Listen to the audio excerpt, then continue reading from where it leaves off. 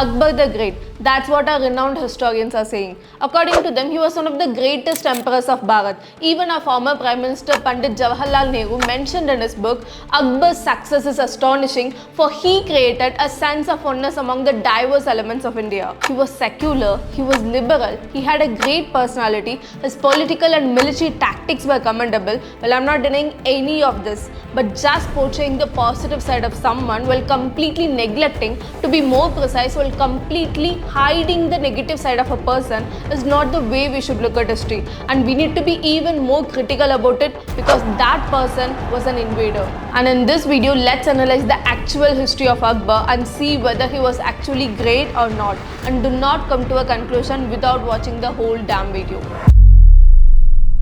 In 1562, Akbar married his third wife, the Kachwa Rajput princess, and that was the first time a Muslim ruler married a Hindu princess. A lot of historians cite this bridal alliance of Akbar with Rajputs as an example of Akbar's secularism. But let's admit, Akbar married a lot of women. We don't even know how many wives he had. He even forcibly married the wife of his guardian Bairam Khan, who was like a father figure to Akbar. Some historians say that Akbar had more than 300 wives, but we're certainly not sure of the number. And if we see the pattern of Akbar's marriage with the Rajput princesses, we don't have any mentions of the marriage ceremony itself.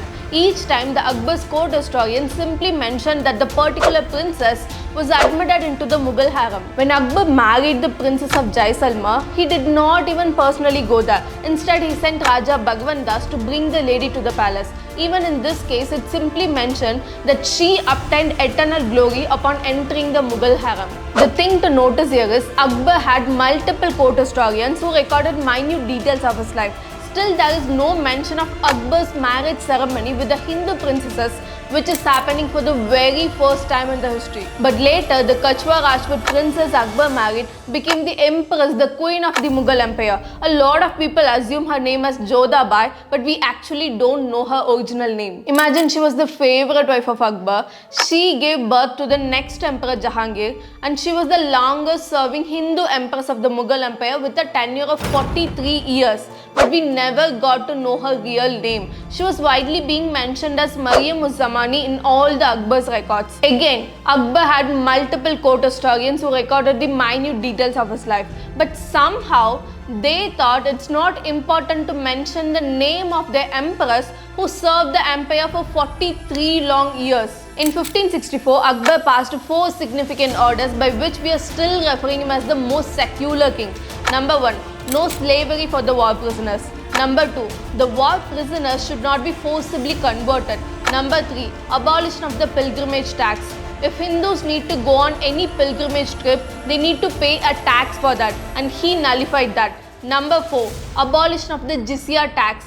Jizya is a tax the non-Muslim people had to pay the emperor for being non-Muslim. It's like you either convert or pay the tax, and he abolished that. Looks like his Rajput wives and his contact with Hinduism did have an impact on him, because all these orders were against the rule of Sharia. So it's not usual being a Mughal emperor and pass these kind of orders. But at the same time, the governors of Akbar were ill-treating the Hindu people, and Akbar did not take any action against them. For example, one of his governors, Hussain Khan, made a public order for Hindus in Lahore. Number 1. Hindus must stitch a rough patch on their clothes so that they can be identified as Kafirs from far away.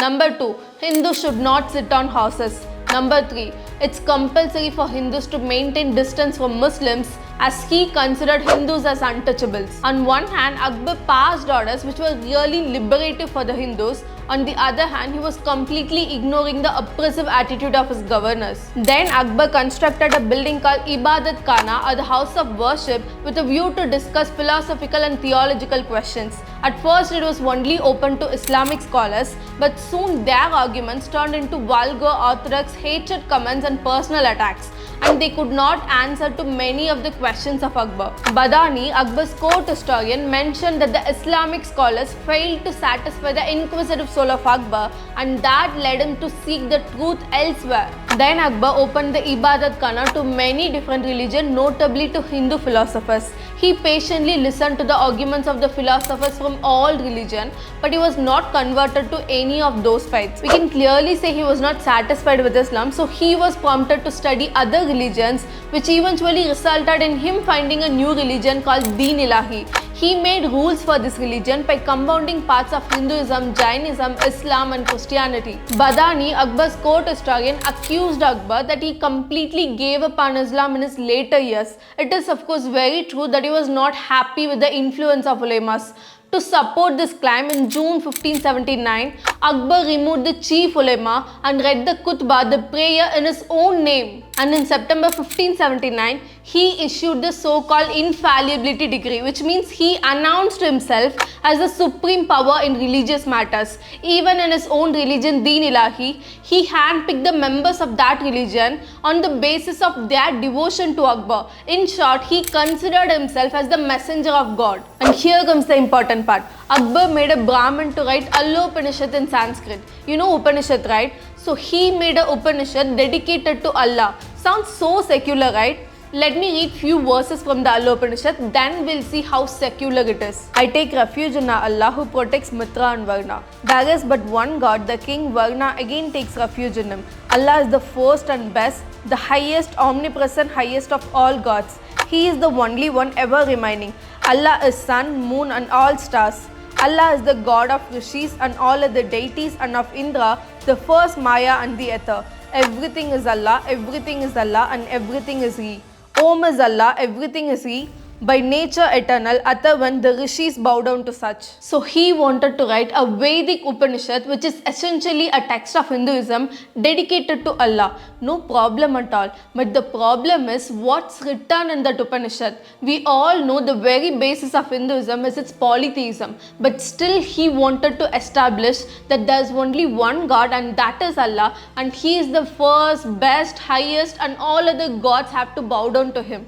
It's absolutely fine if that's what you believe, but why would you want to make it a chapter of Adharva Veda, which is essentially a text of Hinduism? What kind of secularism is this? Whoever says Akbar never massacred or plundered any city, this is for you. According to Abul Fasal, Akbar's court historian, in 1568, after capturing the fort of Chittor, Akbar mercilessly murdered 30,000 people. Colonel James Todd, a British historian, writes, Akbar measured his success by the quantity of the cordons, the sacred thread taken from the necks of the slain Hindus. And 74.5 a man is the amount recorded. A man is 40 kilos. So 2,980 kilos was the weight of the threads of the Janus on the Hindus killed on the dark day. When the reality is such, Bollywood movie Jota Akbar portrays that Akbar fought a war one-on-one with his enemy so that he could avoid bloodshed of his soldiers. Dude, he killed 30,000 common people. Let me admit it's hard to analyze Akbar's character. His actions are so contradictory to each other. For example, he married Rajput women, but there was no proper marriage ceremony. But one of those Rajput princesses became the empress of the empire. But again, we don't even know her name. I do agree he definitely did some good things for the people. But is it worth enough to give him the title the Great? I don't think so. He was an invader. He waged war on Indian kings. He plundered the Indian cities. So painting this holy saint figure to Akbar is not okay. I personally think he don't deserve the title the Great, but he is definitely the best out of the worst.